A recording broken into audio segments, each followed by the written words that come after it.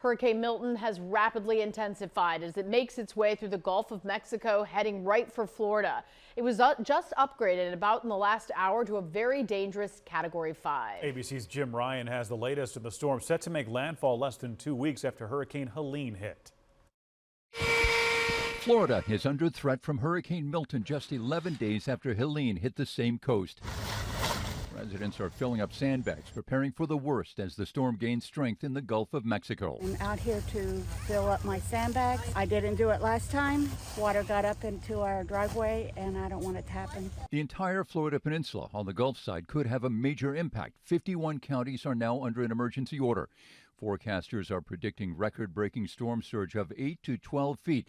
That's higher than Helene's record-breaking storm surge of 6 to 8 feet. If you are somebody that is in a very vulnerable part of the west coast of Florida that would be susceptible to storm surge, you certainly can leave now. You don't have to wait to get an evacuation order. The governor has ordered landfill sites to stay open 24/7. ABC's Ginger Z is in Reddington Shores. I'm standing on a street, one of so many here around Tampa Bay, that still is lined with debris up and down. I mean, they have not been able to not only take a breath or a rest, they're exhausted, but they haven't been able to clean up. Danny Pownell's home and most of his rental properties were destroyed less than 2 weeks ago, and he's worried about Milton. And we don't know what this storm is going to do. That might be a 1-2 punch to take out this property. FEMA, already on the ground responding after Helene, is now preparing for Milton. We're working with the state EOC to understand what their requirements are going to be so we can have those in place before it makes landfall. FEMA is at work in other areas hit by Helene.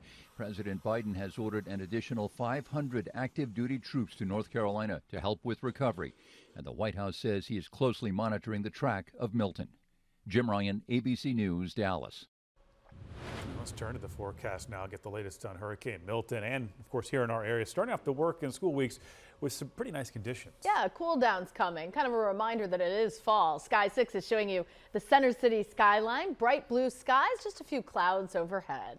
Meteorologist Adam Joseph is over in the Action News Weather Center with the details from AccuWeather. Yeah. We're so nice here, but tracking what's about to happen down in Florida yet again. Yeah, and those images we just saw where Ginger, yes, the neighborhoods are still littered with debris that is like on the sides of the streets waiting to be picked up and cleaned up. And unfortunately, water's going to once again kind of push all that stuff around as the storm surge is one of the biggest threats with this system, along with the very strong winds.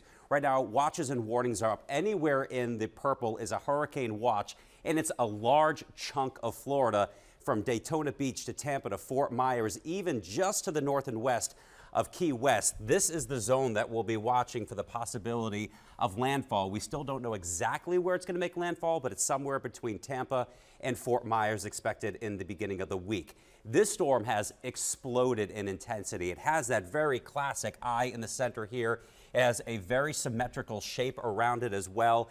And this will continue to deepen. Winds right now 160 miles an hour. It will strengthen some, and then it's expected to weaken to a strong Category 3.